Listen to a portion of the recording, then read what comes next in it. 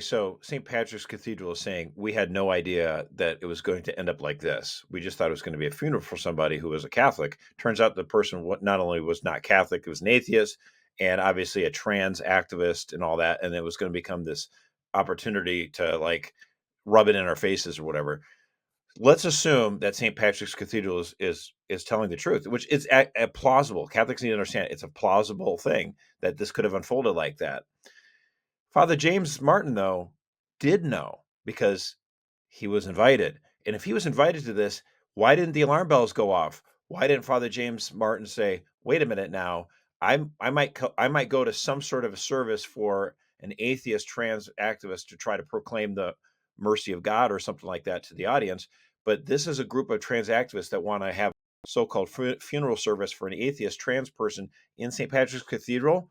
And he would have to know that what would happen. Why didn't he tip off the Archdiocese of New York? I don't understand why. So a lot of Catholics are very upset at St. Patrick's Cathedral, and I think you need to focus here first on Father James Martin. Here's a man who had prior knowledge of what was going on and felt no need to tip off the Archdiocese of New York about what was going on. And Well, Josh, he was quoted in the New York Times article about this. So it's not like you can't get more prior knowledge than that. Yeah, so the comments I gave to the New York Times about the memorial service for Cecilia Gentili were given before the service, exactly, so he knew this was going on, and assuming that St. Patrick's Cathedral had approved the service, which seemed like a compassionate gesture towards the deceased family and friends. That's the first part of this thread. It's hard to apologize for something that you were invited to. Father James Martin was invited to speak at this. The only reason he wasn't able to give this eulogy was because he was out of town, I think was his excuse. It was the most non-apology of apologies I've ever seen. It's very much in line with what we come to have understand that Father James Martin does. The kind of slither in and out, make it seem like, oh, we didn't mean it, and then like, but at the same time, happy that it happened. Yeah, it was a very non-apology. When people said, "Oh, he apologized," that is really not. I would say completely accurate to say it was an apology. Right. And like the classic words one would expect in an apology, quote unquote, would be words like, "I am sorry. This was the work of the devil," or like condemnation. But there's none of that here again.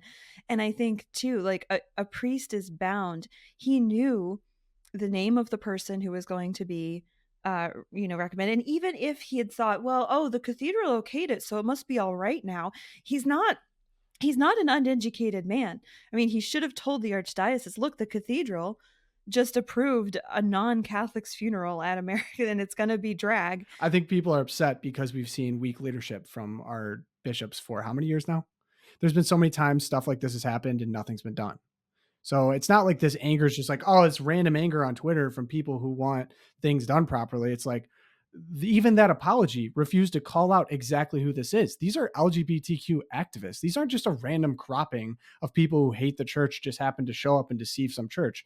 It's like these people that are saying, oh, you just need to let us live. We just want to love who we want to love, whatever. It's like, no, we demand your churches now. We're going to deceive people and actually desecrate your sacred spaces. You don't even have those anymore. Father James Martin, who spent the last several years scolding Catholics to be more welcoming of LGBTQ Catholics, right?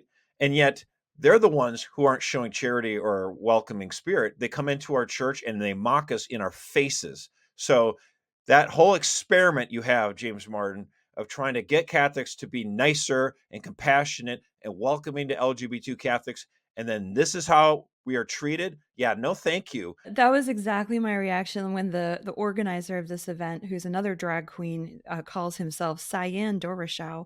He walks across town and he gives the speech that Tom quoted. Like right after the event, he walks over the town and he's like, "We know the cathedral's going to play the stupid card." And maybe it's true. Like, Josh, maybe the investigation the Archdiocese is doing is like, this was the church secretary. She took down her notes, pencil and paper, and just was like, "Oh, okay, we'll do this nice thing." They walked across town and they said, these people, he literally in his speech, they are so stupid at St. Patrick's. They still don't know. After that funeral service, they still don't know he was trans.